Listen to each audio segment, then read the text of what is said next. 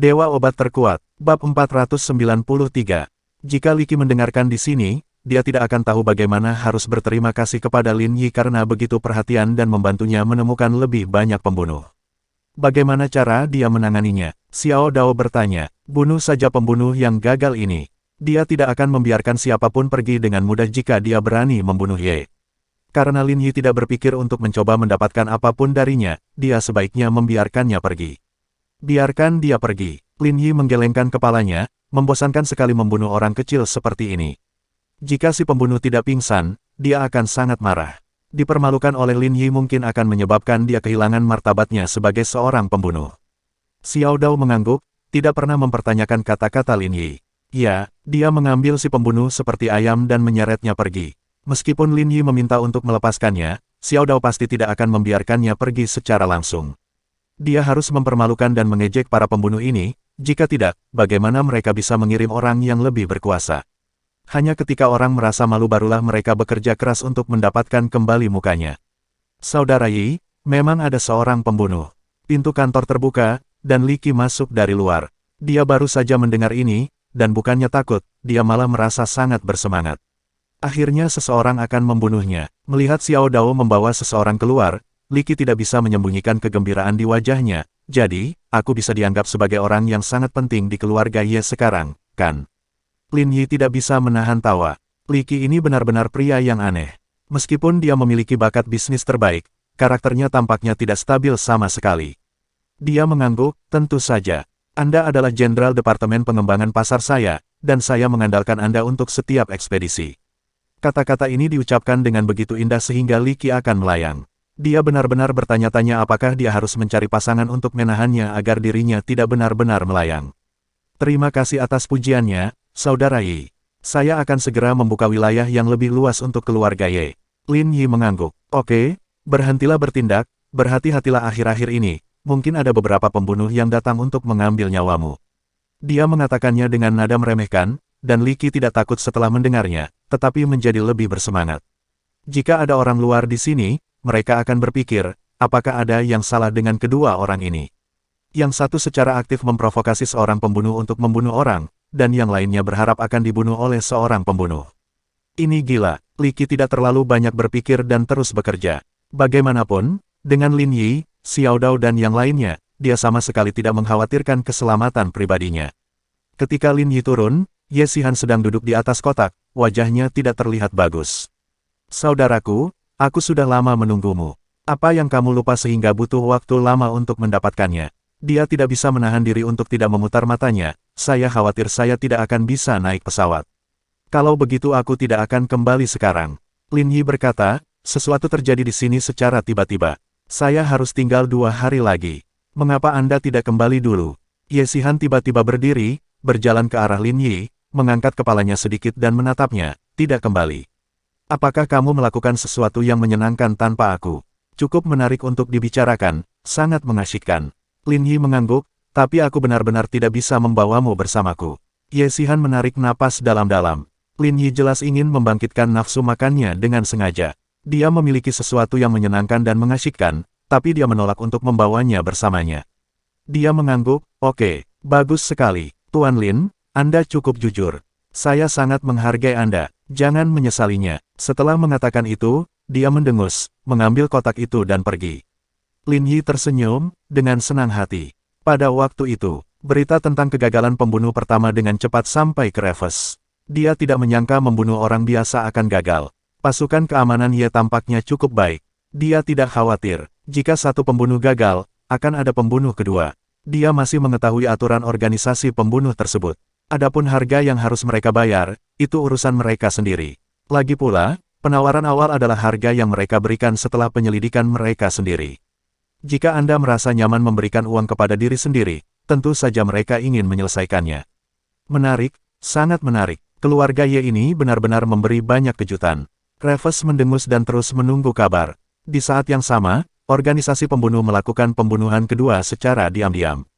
Tetapi mereka tidak menyangka bahwa Lin Yi akan begitu kooperatif, mencoba yang terbaik untuk mengatur peluang pembunuhan yang sesuai, dan bahkan secara proaktif meninggalkan kekurangan dan celah bagi mereka. Hingga pukul 11 malam, lampu di gedung perkantoran masih menyala. Li Qi dan yang lainnya masih bekerja lembur. Dia ingat identitasnya sebagai Jenderal Ye yang membuka perbatasan. Tentara lainnya masih bekerja keras. Lin Yi dan yang lainnya sedang duduk di sofa. Engah, lampu di kantor tiba-tiba padam, lalu menyala kembali dengan cepat, berkedip-kedip beberapa kali sebelum menjadi gelap gulita. Li Qi menyalakan senter ponselnya dan terus membaca dokumen tanpa terpengaruh sama sekali. Xiao Dao dan yang lainnya bertukar pikiran singkat, meninggalkan Lin Yi untuk terus duduk di sana, sementara yang lain keluar dari kantor dan berjalan menuju koridor. Mereka tahu bahwa mulai sekarang, Lin Yi tidak akan mengambil tindakan dengan mudah. Lantai atas ini telah menjadi tempat pelatihan mereka. Subjek pelatihan yang diberikan Lin Yi kepada mereka adalah untuk menghadapi pembunuh dengan kekuatan berbeda, gaya berbeda, dan level berbeda. Mereka dengan cepat menghilang ke dalam kegelapan, mencari pembunuhnya. Tugas yang diberikan Lin Yi kepada mereka bukanlah membunuh si pembunuh, tapi menangkapnya hidup-hidup. Di kantor, Li Qi tenggelam dalam dunianya sendiri dan mengabdikan dirinya pada pekerjaannya tanpa terpengaruh sama sekali oleh dunia luar, bahkan jika tidak ada cahaya, bahkan jika ada pembunuh di luar, datang ke arahnya. Pikirannya sedang bekerja, begitu dia sedang dalam mood, bahkan jika ada pisau yang ditusukkan ke lehernya, dia tidak akan bereaksi. Lin Yi duduk di sana, juga diam, seperti patung. Dia hampir tidak bisa merasakan napasnya. Jika dia tidak terlalu dekat, dia bahkan tidak akan bisa menemukan seseorang duduk di sofa di lingkungan yang redup ini. Beberapa saat kemudian, terjadi ledakan, lampu kantor menyala, dan listrik kembali menyala. Pintu kantor terbuka, dan seorang wanita kurus mengenakan celana ketat hitam masuk dengan pisau di tangannya. Tuan Lin, dia seorang wanita. Haruskah saya membunuhnya? Memang tidak mudah menangkap seorang wanita hidup-hidup. Jika kamu tidak membunuh, biarkan dia pergi. Lin Yi melihat sekali dan menggelengkan kepalanya, sayang sekali dia bisa menjadi pembunuh dengan penampilannya. Xiao Dao tidak bertanya lagi, dan menggendong wanita itu keluar lagi. Dia menulis beberapa kata provokatif di wajahnya dengan lipstik dan melemparkannya ke jalan. Hanya dalam 2 hari, Lin Yi sama sekali tidak memasang pertahanan di lantai bawah, dia menyambut para pembunuh ke lantai atas kapan saja. Setiap kali mereka ditangkap hidup-hidup, tapi Lin Yi tidak membunuh mereka. Dia hanya menikam wajah mereka dengan pisau, menuliskan kata, sampah, di atasnya, dan melemparkannya ke jalan. Itu tidak terlalu berbahaya, tapi sangat menghina. Lin Yi dapat menyimpulkan bahwa organisasi pembunuh itu pasti marah, dan mereka pasti akan mengirimkan pembunuh yang benar-benar kuat. Kenapa dia belum datang? Lin Yi hampir kehabisan kesabaran. Bab 494. Ledakan. Guntur merobek langit. Malam berubah menjadi siang dalam sekejap, kilat sangat terang, dan tak lama kemudian badai datang, berjatuhan dari langit seperti manik-manik pecah. Saya tidak tahu berapa banyak orang di Shanghai saat ini, dan mereka baru saja pulang kerja. Beberapa orang bergegas ke kereta bawah tanah terakhir untuk pulang, sementara yang lain menatap hujan lebat dengan bingung. Yang lebih baik memiliki skuter mobilitas untuk melindungi diri dari angin dan hujan. Di depan lampu lalu lintas, ada Jetta tua yang terparkir. Pria yang duduk di kursi pengemudi itu memasang wajah lelah. Dering, dering, dering. Ponselnya berdering, dan pria itu menoleh dan melihatnya. Ketika dia melihat ponsel itu tidak disimpan, matanya tiba-tiba berubah. Pada saat itu, aura dingin terpancar. Lingkaran cahaya, suaranya rendah, dan matanya menjadi semakin dingin saat dia mendengarkan suara di ujung telepon. Dududu, lampu mobil di belakangnya terus berkedip dan klaksonnya berbunyi. Pria itu mendongak dan melihat lampunya berwarna hijau, tetapi dia tidak bergerak. Dia masih mendengarkan telepon, mengabaikan klakson dan lampu mobil di belakangnya. Setelah beberapa saat, pria itu menutup telepon. Ketika lampu hijau menyala untuk kedua kalinya, dia perlahan-lahan memasukkan persneling, menginjak pedal gas, dan Jetta yang lama mulai berjalan perlahan. Mobil di belakangnya menginjak pedal gas, mesinnya menderu, dan langsung melewati Jetta tua milik pria itu. Tiba-tiba ia memutar setir dan menghentikan mobil pria tersebut. Bisakah kamu mengemudi? Apakah kamu bodoh? Jika kamu tidak menyalakan lampu hijau, apakah kamu akan mati di sana? Sampah sialan, mengendarai Jetta yang rusak, bah. Land Rover yang diparkir di depan menurunkan kaca jendelanya dan mengumpat. Pria itu meliriknya dan mengabaikannya. Tanpa diduga, pria di Land Rover itu menjadi semakin marah. Dia sepertinya merasa diabaikan. Dia tidak peduli saat itu masih gerimis ke jendela mobil pria itu, dan membanting jendelanya. Turun, turun, turun kalau berani. Pria itu melihat dengan mata tenang, membuka pintu mobil dan keluar dari mobil, dan 2 orang di dalam Land Rover segera mengelilinginya. Apakah kamu mencari kematian? Sial, begitu salah satu dari mereka mengumpat, matanya tiba-tiba melebar, dia menutupi lehernya, dan seluruh tubuhnya mulai bergerak-gerak. Wajah pria itu masih tenang, namun pada suatu saat, dia memegang pena di tangannya dan menusukkannya langsung ke tenggorokan pria yang memarahi itu. Uff, percikan darah. Orang lain langsung ketakutan. Pria itu mengeluarkan pulpennya dan membiarkan pria yang memarahi itu jatuh ke tanah. Darah muncrat dari tenggorokannya dan segera membuat hujan di tanah menjadi merah. Dia memandang pria lain dan berkata dengan dingin, "Mengapa kamu tidak berhenti memarahiku?" Nadanya tenang, tapi ada rasa dingin di dalamnya, yang membuat seluruh tubuh orang lain menjadi dingin. Siapa yang mengira bahwa dalam sekejap, dia akan menghadapi kesalahan yang begitu kejam dan membunuhnya begitu, dia bertanya. Dia hendak menjelaskan, tetapi pria itu tidak mau mendengarkan sama sekali. Dengan jentikan pergelangan tangannya, dia memasukkan pena itu ke tenggorokan orang lain lagi dengan kecepatan yang mencengangkan. Dia berbalik dan masuk ke mobilnya, masih perlahan-lahan memindahkan gigi dan mengayuh. No. 7. Misimu adalah membunuh orang yang bertanggung jawab atas cabang Shanghai keluarga Ye, dan menyingkirkan semua personel keamanan di sekitarnya. Ini adalah misi yang dia terima, dan ini juga satu-satunya misi yang dia jalani dalam beberapa tahun terakhir.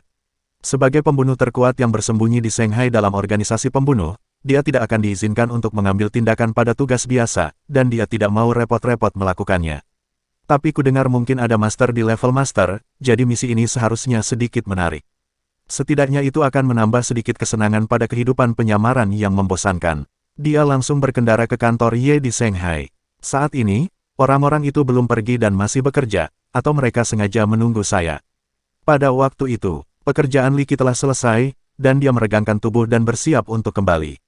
Tapi Lin Yi memintanya untuk terus duduk. Semua orang sudah kembali, saudara Yi. Li Qi berkata dengan sedih, apakah pembunuhnya akan datang atau tidak? Aku benar-benar mengantuk. Untuk mencegah si pembunuh kabur, dia harus duduk di sini sebentar. Li Qi merasa tidak mudah menjadi sasaran si pembunuh. Yang akan datang. Lin Yi duduk di sofa, duduklah di sini. Li Qi buru-buru duduk di sebelah Lin Yi.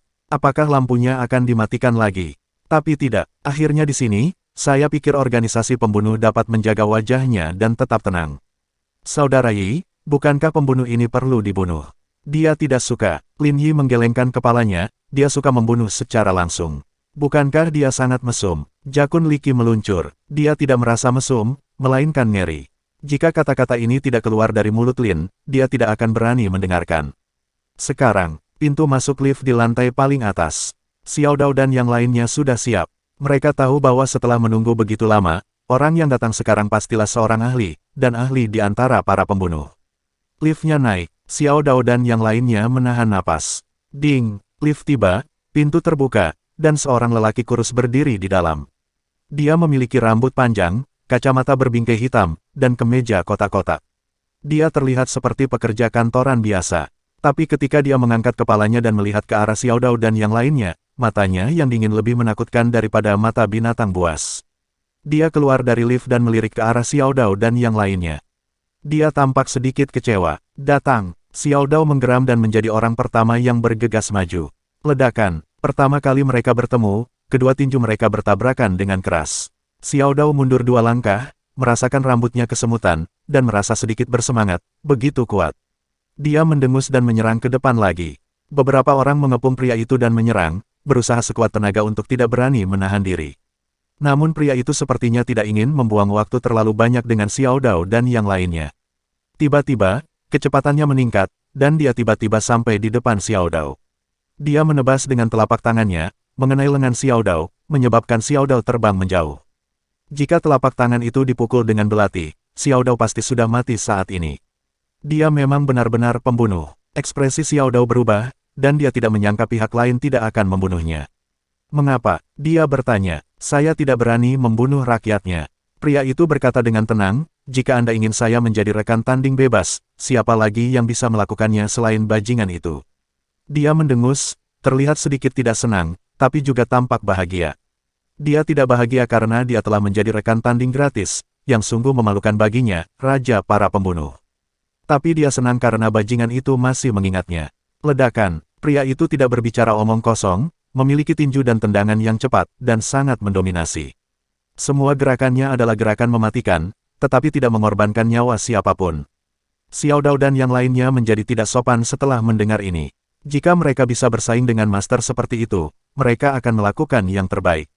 Kesempatan seperti ini sulit dibeli demi uang. Bang bang bang. Setelah 10 menit, pria itu kehilangan kesabarannya, tiba-tiba mengangkat tangannya, dan menggelengkan kepalanya. Hampir, aku kehabisan kesabaran. Dia melirik Xiao Dao dan yang lainnya, jika kamu melakukannya lagi, aku akan kehilangan kendali dan membunuhmu. Bersambung.